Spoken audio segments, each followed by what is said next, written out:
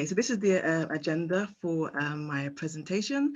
So there are a few other topics that I'll be touching on, but I'll start with providing an overview of UK medical device regulation. I'll then touch on UDI requirements in both Great Britain and Northern Ireland, and I'll introduce the Medicines and Medical Devices Act as well. I'll also then go to talk about the devices registration system, and I'll close with I'll give a summary of the importance of including UDI in both MHRA safety communications and manufacturer safety communications as well. Okay, so most of you probably already know that the transition period between the UK and the EU ended on the 31st of December 2020. So we're currently in a 2.5-year standstill period where there is different regulation that applies in Great Britain and Northern Ireland due to the Northern Ireland Protocol. So Northern Ireland will continue to have access to the EU single market and will align with EU rules for medical devices. So we now have a situation where the regulation in both regions is different. So in Great Britain, the EUMDR and IVDR as well will not be implemented. However, in Northern Ireland, both the EU MDR and IVDR will be implemented according to the EU timelines. So the MDR actually, the application date for the MDR was the 26th of May 2021. So the MDR actually applies in Northern Ireland currently. So back to Great Britain. So the MHRA will continue to recognise CE marking until the 30th of June 2023. However, from the 1st of July 2023, a UK CA mark will be required in order to place a device on the GB market. And where third-party conformity assessment is required, a UK approved body is needed. And manufacturers at the moment can use the UK CA mark on a voluntary basis until 30th of June 2023. After that, it would actually be a legal requirement. And approved bodies also can now conduct assessments for the UK CA mark. So in Northern Ireland, the situation is slightly different. So the devices that are placed on the market in Northern Ireland must be CE marked or CE UK NI marked. And a CE UK NI is applied where a UK notified body is used for the conformity assessment process. So I think currently in the UK, I don't think there are any notified bodies that have been designated to apply the UK NI mark, but we expect this to change over the next coming months. So in terms of legislation in the UK, the medical devices are regulated in the UK under the UK Medical Device Regulations 2002. And this includes specific requirements for the UK, for example, regarding the registration of devices. And the UK MDR is based on existing EU legislation. So the directives, the Active Implantable Medical Device Directive, the Medical Device Directive, and the IVD Directive.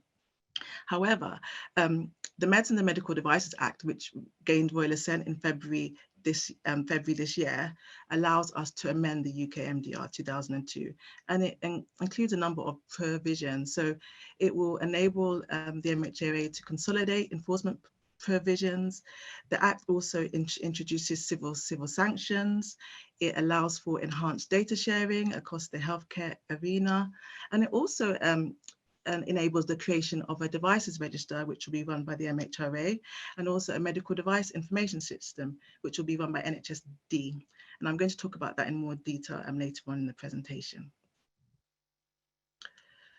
So this slide basically lays out our ambition for building a future regulatory system in Great Britain. So as I mentioned previously, the Medicines and Medical Device Act is now in force. And we've already actually started informal consultation with a range of different stakeholders. So we've talked to trade associations, we've spoken to a patient forum as well. We've engaged with our clinical experts just to find out the views from these stakeholders, that what would they like to see in our future regulation? What aspects would they like to include? And this includes aspects like what UDI issuing agencies should be designated in Great Britain.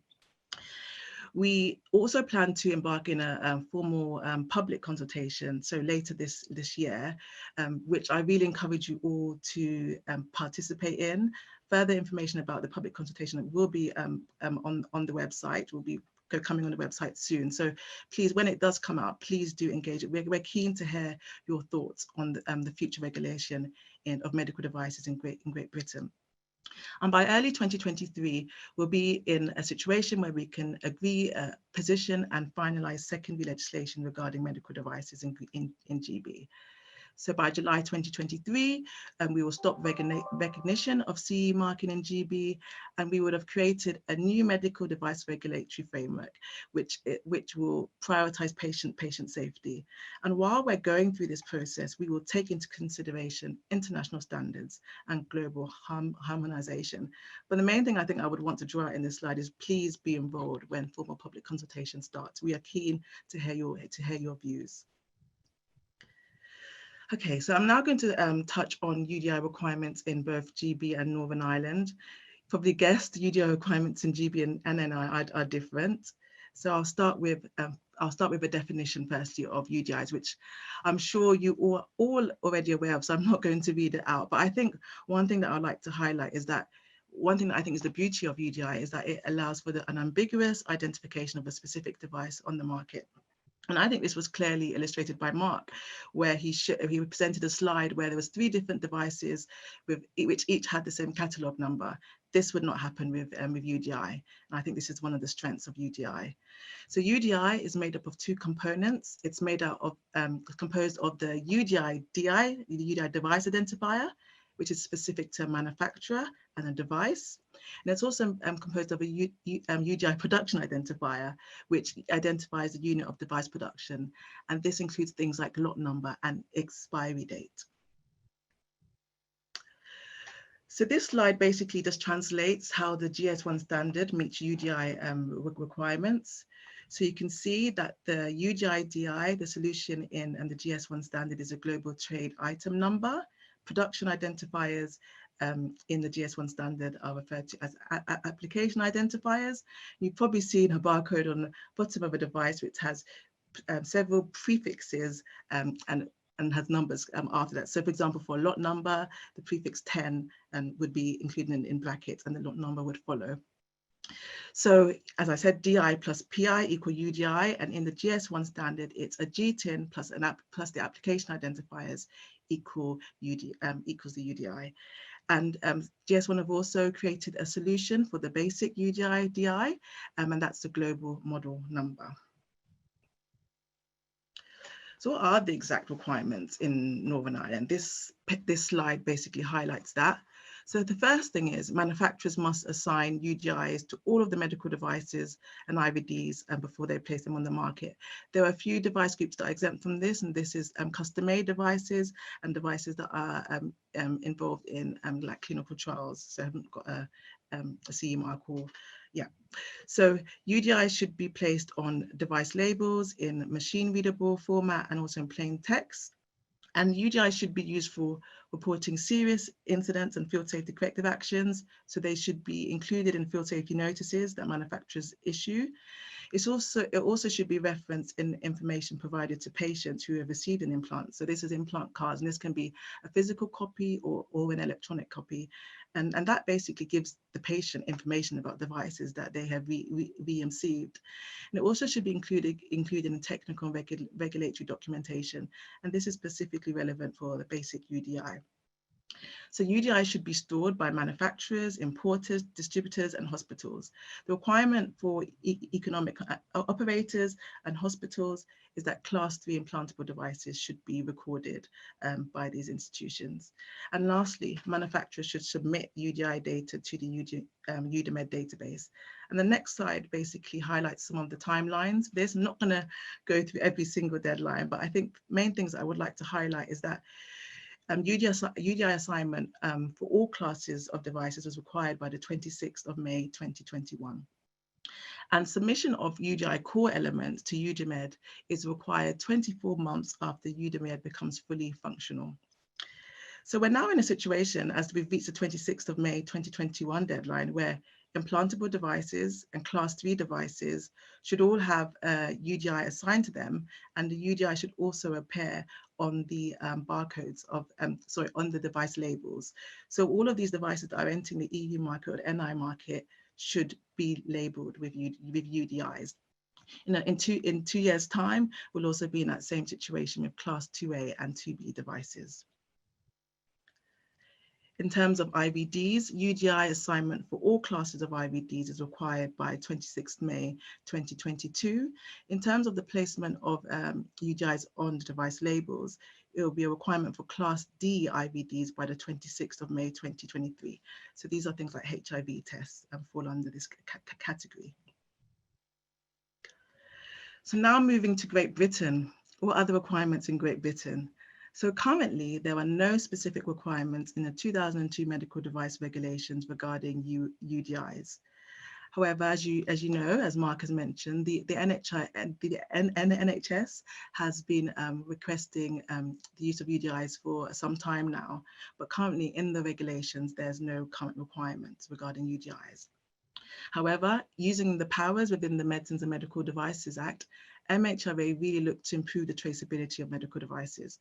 And there's two main ways that I think this will be done.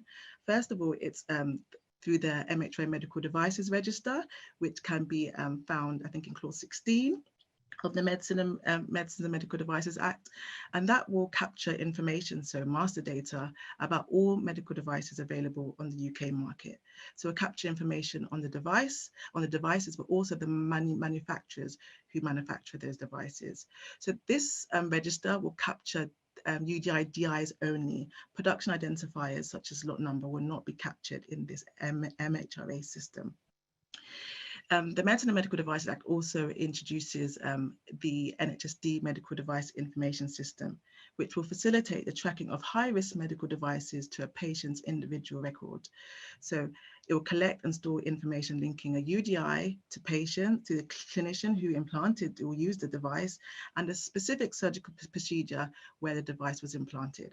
So this system will capture the full UDI, so it will capture both DIs and PIs.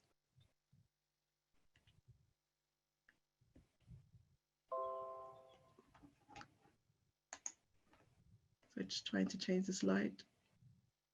Yeah.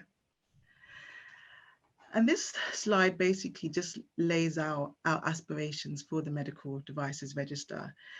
And our aspiration really, the aspiration of the MHRA, is that the Medical Device Register will be a central source of key device information and safety information for patients, healthcare providers, and other key sectors of the UK health community. And our ambition is to create a system that will be publicly accessible and interrogatable.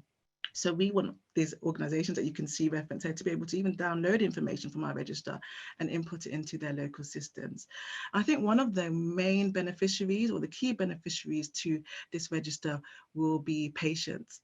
Patients equipped with an implant card will be able to look at the UDI DI on their device, type it into the MHRA register, and find out, for example, if their device is MRI compatible, if it contains latex. In the same way, healthcare institutions will be able to download information from the system and identify, for example, the IFU for the product, so have like quick access to the IFU for the product. Look at the critical indications for the device.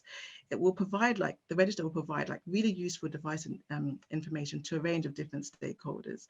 I think one of the other key stakeholders is the NHS Digital Medical Device Information System, which I mentioned earlier. So our ambition is to feed data from our register to the medical device information system, which will facilitate the auto-population of fields. So potentially, once a UDI is scanned, the manufacturer potentially will be able to come up from data that we hold on our system. So this will actually also save times for clinicians entering data into MDIS. The register will also be a key tool for the local MHRA systems, and we're quite excited really by this concept. Okay, I'm now going to touch on the MHRA devices registration system. So this is the current system that we have in place at the moment. So there's quite a few changes that were introduced in January 2021. So prior to January 2021, there were certain groups of devices that needed to be registered with the MHRA. So class 1 devices, custom-made devices, and IVDs. However, from January of this year, it's been a requirement for all devices, irrespective of device class, to be registered with the MHRA before they are placed on the market in Great Britain. The MHRA recognised that this was quite a big shift for manufacturers, so we introduced grace periods for when manufacturers would need to comply. So the first deadline was the 1st of May 2021, where it was a legal requirement for manufacturers of Class 3 medical devices, Class 2B implantables, and active implantable devices, and also IVD List 8 products to register their devices with the MHRA. So also, manufacturers who are based in the UK would be able to submit this information directly to the MHRA system, but manufacturers that are not based in the UK would need to appoint a UK responsible person to submit this information to us. So now we are approaching the next deadline, which is September 2021. And at this point, it will be a legal requirement for Class 2B non-implantable medical devices, Class 2A devices, IVD List B products, and self-test IVDs to be registered with the MHRA prior to them being placed on the GB market. And the MHRA will then find ourselves in a situation that by the 1st of January next year, all classes of devices will be registered with the MHRA. The next slide details some of the information that is captured in our current device registration system. So this is not an exhaustive list. An exhaustive list can be shared, can be found on the MHRA website, and I've got a link to that, which is coming up shortly. But the device registration system captures a vast array of information. It captures device identifier information. So for example, the device catalog or reference number, the model number, also captures the UDI and the basic UDI as well. It also captures the nomenclature code as well for the device, and we are currently capturing the GMDN code and term, and this shouldn't be confused with the basic UDI, which is used to identify device models, because we've recently identified that a few people are confusing GMDN and basic UDI. The risk class of the device also is captured, and you can see that currently in our system, not all fields are mandatory. Some are optional, such as the UDI-DI and the basic UDI. And one thing I would like to stress here is that even though it's optional at present, I would strongly encourage you to, please, if you do have this information, I was really interested by the survey to see that 80% of manufacturers on this call had already assigned GTINs to their products. So if you have already assigned GTINs to your products and you place them on device labels, please submit this information to us. It's not a legal requirement due to our regulatory framework, but as we create legislation, this field will become mandatory, so that in the future you will potentially need to go back to the record and update this information. So I would strongly encourage you to submit this information now, because it is useful to us. And the last thing I'll just probably stress in that presentation, in that slide, is that our registration system does not include any production identifiers. So this is the last topic I'm going to cover in this presentation, and it's basically about the importance of UDI inclusion in safety communications. So now that the MDR applies in Northern Ireland and the EU, it's actually a requirement now for UDIs to be included in FSNs. And in 2017, and we updated the guidance later in 2019, the GS1 Healthcare User Group, which has representatives from the MHRA, from industry, from the healthcare industry as well, produced some guidance, basically, which stated that UDI should be included in field safety corrective actions, and they should be included in electronic lists instead of PDFs. Because we've all probably seen a situation where there's FSNs with numerous pages of device information, all detailed in a PDF, which is difficult to extract and difficult to use. And we wanted to make the process of conducting a recall more efficient, more effective, so that hospitals can identify affected products quickly and remove them from hospital shelves. also to enable hospitals to be able to identify patients who've been implanted with affected devices, and then therefore can receive the clinical follow-up that they need if that's recommended in the communication. So the guidance was focused to manufacturers, but also the MHRA also committed to including this UDI device and header spreadsheet in the communications that we issue as well. So here is an example of the GS1 UDI device and header spreadsheet, which can be found in the guidance and which we are recommending that manufacturers use when they're issuing an FSN.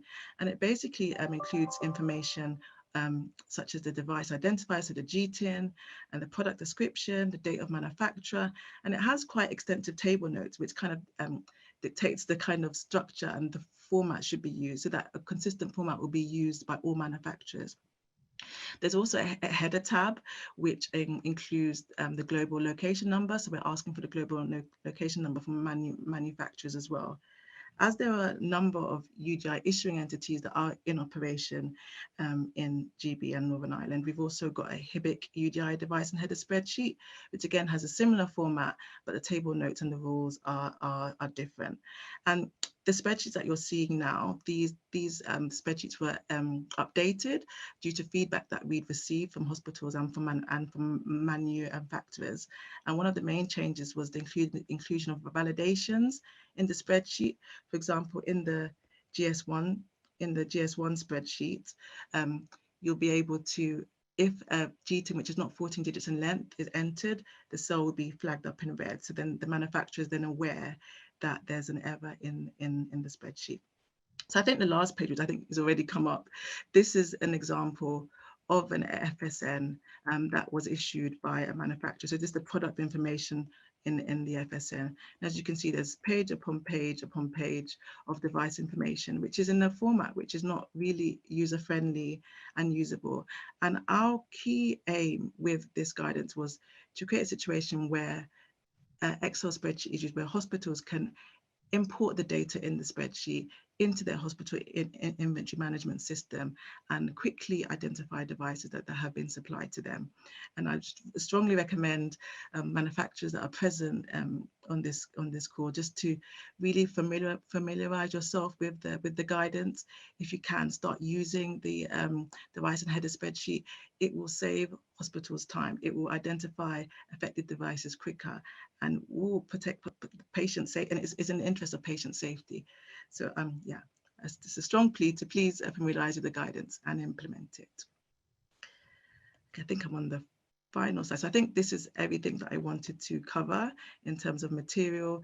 This next page, you don't need to take notes as you're going to be provided with the slide deck afterwards. But as mentioned, the website includes a list of all of the fields that are captured in our registration system. And I would say during the consultation, if there's any aspects or fields that you think we should be capturing that we're not, or something we should be capturing in our register, please do let us know, as we really want to hear your views. And if you've got any inquiries about the regulatory framework and the plans for the future, please send your emails to, there's an inquiry help desk as well, which is on the previous slide. So thank you so much for listening. Do you have any questions? Andy Crosby and I are happy to address any questions that you have. Thank you.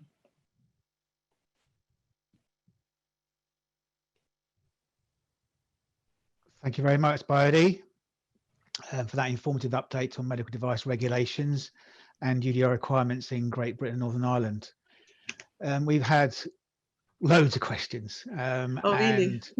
And yeah, absolutely. So it is good that we've got, and we anticipated this, so we've got that follow-up session on the 29th. That will give us time to look at the questions and prepare the answers. We do have some time now for one question. If devices are manufactured overseas and are currently CE marked, does the overseas manufacturer need to register with a UK notified body to gain a UK CA mark? Or does the nominated UK responsible person need to arrange for the UK CA mark on behalf of the manufacturer? Okay, well, we are still recognising the UK, so the CE mark until 2023. I think it's June 2023. So potentially devices can still be placed in the GB market using the CE mark. However, in terms of registration of the device with the MHRA, because the manufacturer is based outside of the UK, they would need to appoint a UK responsible person to register the devices with us. Andy, is there anything you want to add on that? No, I think that's right. I think I was looking through the questions while you were talking, Bayode, and there's a lot of questions about quite a lot of detail about what will be required in the final UK regulations. And just to emphasise what Bayode said during her talk, we don't know that yet because the UK regulations are currently out for consultation and to be further drafted. So at the moment, we're working in a hybrid system, which is somewhere between the CE marking system and where we might be going. But a lot of the very detailed answers to these kinds of questions we're not going to be able to give until we know what the final UK regulations, sorry, the final GB regulations say. Yeah, absolutely. I mean, that was my certainly my understanding. And there are a few other questions that perhaps we can answer on that session on the 29th. But you're absolutely right. Yeah, nobody knows just yet. Okay, so right. So let me see if I think we've got time for one more question. I'm just seeing which ones have been voted up. Okay, perhaps this is appropriate given the limited number of cabs in the UK. When will the MHRA be able to publish a list of EU-based notified bodies who are intending to open the UK as cabs? Yeah, I mean, yet again, that's going to be subject to what the final regulations say, okay. Exactly how that. I mean, I think that you're going to get that, and when we have the session on the 29th, we're going to be saying that to a lot of these questions. You're asking us to speculate on what the future UK regs say when we don't actually know what they are. I don't think it's very likely that a European notified body will European approving body will essentially be accepted in the UK system per se, but it could well be that organisations will be able to operate under both frameworks, as for example BSI is doing now. BSI is already a European notified body, and we're assuming they will also be a UK body in due course. So we can only tell you about where we think things are going. We won't be able to tell you exactly the answers to these questions until the regulations are done and dusted. Yeah, I'm looking through all of the questions. I think you're absolutely right there, Andy. There's very few that can be answered today. There may be a few that can be answered on the 29th, but of course we'll make every effort to ensure that happens.